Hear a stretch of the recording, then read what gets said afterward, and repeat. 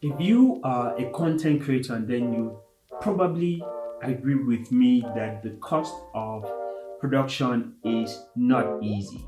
For most people from the start, just like myself, right up till now, I couldn't get professional cameras and gears for production. So, the most logical thing I could think of, which I hope that's what you think of if you're beginning, is to use a smartphone. And so the problem gets down to which phone would you use or which one is best for what you're trying to achieve. It is said arguably that iPhones are the closest thing to professional cameras. And in so many ways, I agree. And even though iPhones are way more expensive than most other phones, if you want to get the best, that's you should go for the best. But if you do not have enough money to go for the best, you should be able to think carefully to get the best out of what you can afford. In 2024, Xiaomi produced the Xiaomi 14 Ultra, which to me has been in a chain of carefully thought out mobile phones for content creators. This phone is special, just like its predecessors, but there are some things I would say for sure are in this mobile phone that are not in most. When Xiaomi produced the Xiaomi 14 Ultra, they produced the photography kit. This just made it so special. Even though they had produced photography kits already in the past for a few other devices, it came in really handy and had really cool features in the phone that made it very easy for content creators to use and be more productive. And we'll be looking at the camera setup of this phone. I made a video about the photography kit, which you can click on this link to watch that video. But before we look at the photography and the camera setup of this phone, let's look at the general specs of this phone. First, this phone is a 6.73 OLED display phone with 120 Hz refresh rate, and it has 3000 nits of max brightness. A Qualcomm Snapdragon 8 Gen 3 processor with 5000 mAh battery in it, with a 90-watt wired charging, 80-watt wireless charging, and a 10-watt reverse wireless charging. IP68 water resistant, and it is running on the Xiaomi HyperOS, which is based on the Android 14 operating system. So now let's look at the main character of this phone. The main character being the camera setup. So first of all, the main camera is a Leica made 1-inch sensor 50 megapixel camera. It also has an ultra wide, a telephoto, and a periscope telephoto lens, which are 3.2 times optical zoom and 5 times optical zoom.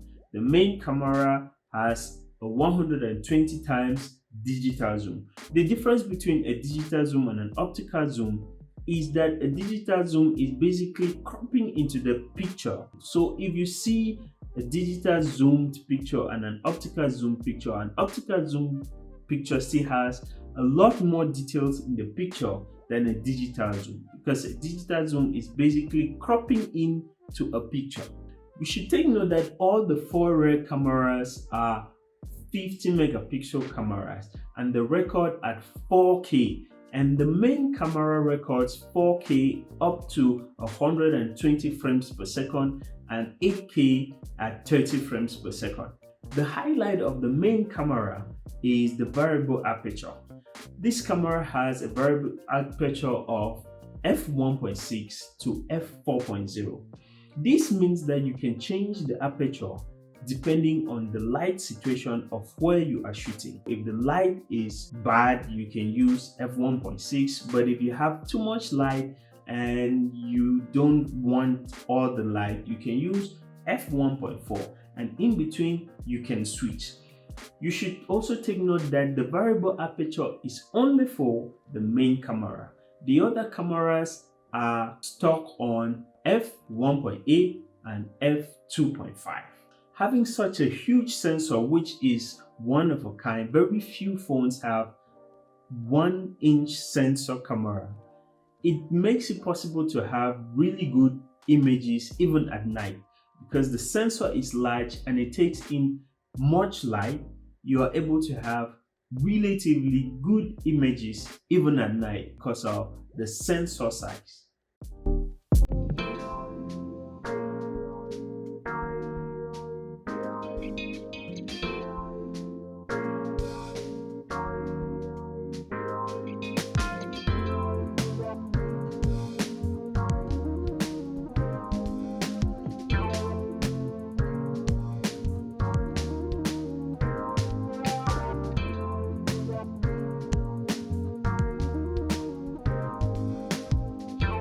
So here is a 4K video from the selfie camera and it looks really clean.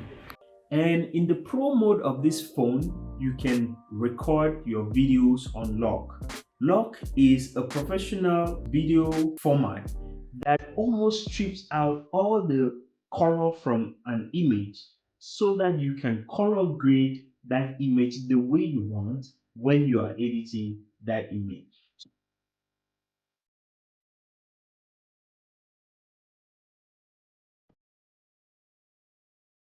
Two features of this phone that convinces me that this phone was made with content creators in mind. The first one is subtitling. When using this phone, you can subtitle your videos directly while recording them. So the mic picks up the sound and then transcribes it and builds it into the video. So the video and the subtitles are just one. You can actually edit the subtitles in the phone before exporting, though up till now I have not seen the possibility of editing the subtitles in PC. I haven't seen that yet. The challenge with this feature is sometimes it doesn't recognize your accent. So several times I've done it, sometimes it worked perfectly well. Other times I say a word and it writes something else. Sometimes words that don't even make sense in the sentence that was made. Other times when I speak, it doesn't pick up any word at all. It's almost sometimes like the mic just goes off. I don't know if that's what happens, but the truth is at some point it doesn't subtitle anything.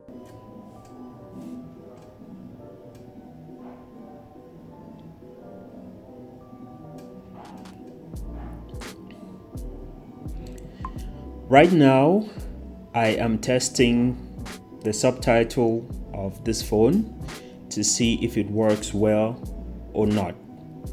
Sometimes it would pick up the wrong sound, pick up the wrong pronunciation, and wouldn't give you the best subtitles for your video.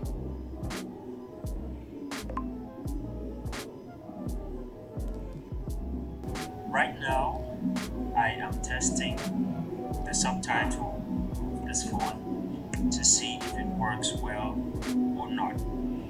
Sometimes it would pick up the wrong sound, pick up the wrong pronunciation. The second thing which I think is great about this phone is the teleprompter feature. And this is how this works. If you drop down here, you would see this. You see all these other things you can do. Here is the teleprompter.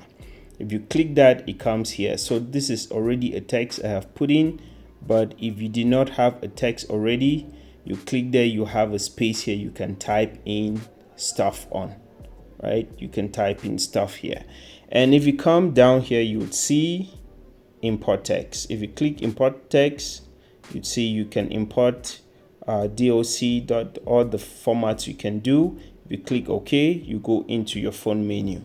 Then you can choose what you want to import. Here is a document, a Word document. If I click here, it comes. It's still the same thing that was there, so there's no need of doing it twice. If I come back, all right, here it is. So if I click, if I go to the top and I want to record, I want to do a video. So you can do this even using the selfie camera, right? You can do this even using the selfie camera. Here you go.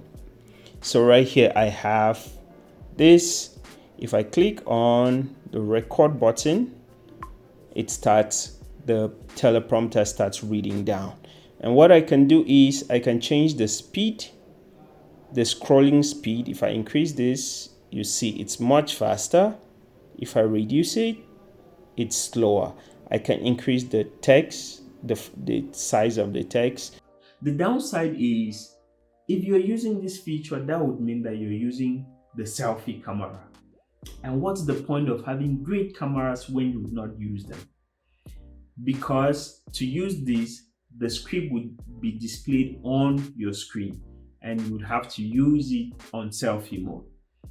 What you can do about this problem is you can connect the phone to a secondary monitor, use the main camera and use the secondary monitor to see your teleprompter. And on the other side, the Mi 11 Ultra had a rear display which you could use while filming to see if you're positioned well in your frame. I would guess that if this phone had that display, it would have been easier. The screen that was on the Mi 11 Ultra was really small, it was tiny, and you cannot read like moving text conveniently on it. But with the camera bump which this device has, I would want to think that it was possible to have slightly bigger rear display and still have all these cameras and still functioning well. So personally, I think that this feature is good, but could be better if there was a way I could use the teleprompter and still use the main camera. Because I guess these are features that are made for people to use by themselves, not people who have a production team to shoot them and all that. So these are the two main things about this phone which I think are particularly made for content creators. And I really like them. I've been using them and it's amazing. I would want to say, if you're a content creator, considering these features, even if not on this particular phone, will be a great thing for you. It will greatly improve how you create your content. So if you're still looking for a device, you can look at devices that have these features. Until the next video, peace.